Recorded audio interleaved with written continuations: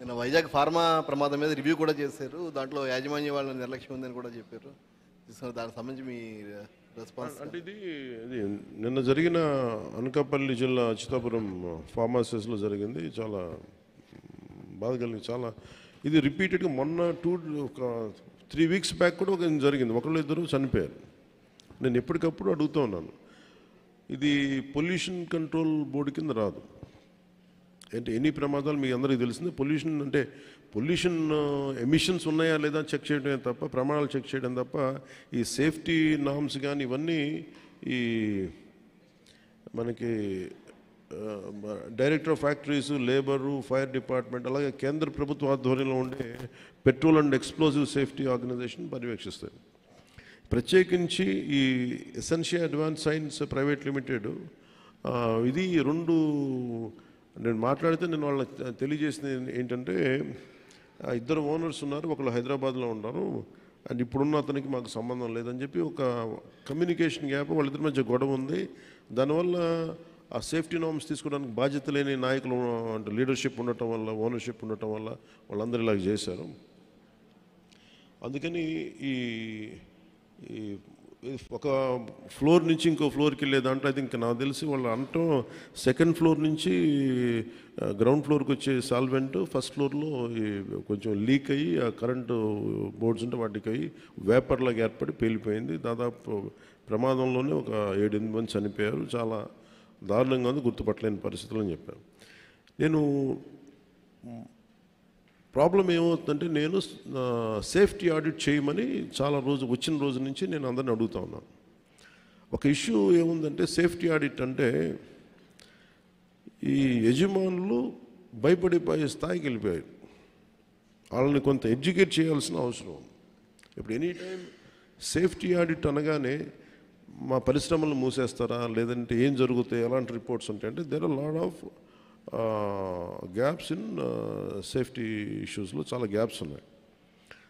So అందుకని నేనేం చెప్పానంటే, ఇండిపెండెంట్గా పిలవండి. నేను ఆల్రెడీ ఒక రౌండ్ ఆఫ్ మీటింగ్స్ నేను పారిశ్రామికవేత్తలతో చేశాను, ఎస్పెషల్లీ వైజాగ్ ఏరియాలో. హిందుస్థాన్ మన షిప్పింగ్ యార్డ్ వాళ్ళతో కూర్చోబెట్టి నేనేం చెప్పానంటే, మీరు ఎన్ని చర్యలు తీసుకుంటారు పనిచేసే వాళ్ళకి కానీ పొల్యూషన్ కంట్రోల్ నామ్స్కి సంబంధించి మీరు ఎలాంటి చర్యలు తీసుకుంటున్నారు మాకు వివరించండి అంటే, మేము వాళ్ళు గతంలో కంటే ఇప్పుడు బాగా చేస్తూ ఉంటాను, కానీ they are not to the satisfactory level. ఇప్పుడు ఒకేసారి మనం ఈ పొల్యూషన్ ఇవన్నీ మన ఈ నామ్స్ అన్నీ పెడితే ఇండస్ట్రీ షుడ్ కమ్ ఫార్వర్డ్. అంటే ఇది నేను ప్రత్యేకించి నేను చాలా రోజుల నుంచి నేను కోరుకుంటా ఉన్నాను. నేను ప్రత్యేకించి మరీ చెప్తున్నాను. ఇప్పుడు అంటే నేను ఎందుకు కొంత ఒక అడుగు ముందుకేయడానికి నేను ఎందుకు సంకోచిస్తున్నానంటే, ఒకసారి అది ప్రభుత్వానికి ఇబ్బందిగా ఉండకూడదు. గబుక్కుని నా ఉద్దేశం సేఫ్టీ ఆడిట్, జనాల ప్రాణాలు పోకూడదు, కార్మికుల ప్రాణాలు పోకూడదు అనుకునే పరిస్థితిలో ఉంటాను నేను ఎప్పుడు. అలాంటిది మళ్ళీ ఇది ఇలాంటి సేఫ్టీ ఆడిట్ చేస్తే ఉన్న పరిశ్రమలు వెళ్ళిపోతాయి అని చెప్పి ఒక వదంతి ఉంది. అది కొంచెం మాట్లాడతారు నాతోటి, మీరు ఇలా చేస్తే పరిశ్రమలు వెళ్ళిపోతాయి, పరిశ్రమలకి అనుకూలమైన వాతావరణం ఉండదు అంటే. నా ఉద్దేశం ఏంటంటే, అది కనీస భద్రత అనేది పరిశ్రమలు ఇవ్వాల్సింది కదా. నేను పరిశ్రమల్లో ఇంక్లూడింగ్ ఆక్వా వాళ్ళకు కూడా చెప్పాను. సో గ్రేట్, చాలా సంపాదన ఉంది, రాష్ట్రానికి ఆదాయం ఉంది, మనకి ఈ పరిశ్రమల వల్ల చాలా సంపాదన ఉంది, కానీ ప్రయారిటీ ఎవరైతే పని చేస్తారో వాళ్ళకి ప్రాణరక్షణ కూడా చాలా అవసరం కదా.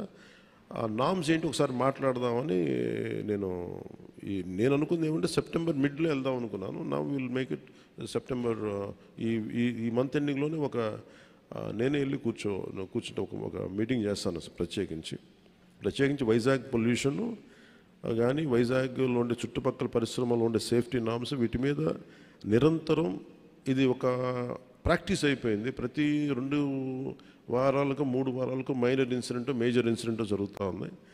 వీటికి ఇంకా అది మినిమైజ్ చేయాలి, అసలు కంప్లీట్గా ఎలిమినేట్ చేసే పరిస్థితికి రావాలంటే ఏం చేయాలని ఒక కలెక్టివ్ అక్కడ ఉన్న పారిశ్రామికవేత్తల ద్వారా, ముఖ్యంగా కెమికల్ ఇండస్ట్రీస్ లేదంటే ఫార్మాస్యూటికల్స్ వాళ్ళతోటి కూర్చోవాలి.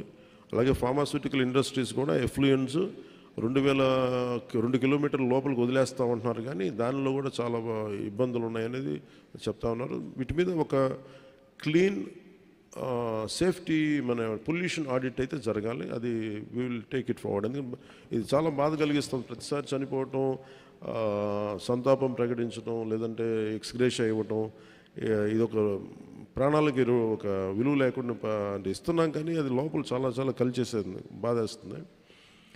ఇది కొంచెం ఇంటెన్స్ మీటింగే పెట్టాల్సి వస్తుందండి. అది will take it forward in coming days. Sir good morning sir. మీరు చెప్పండి.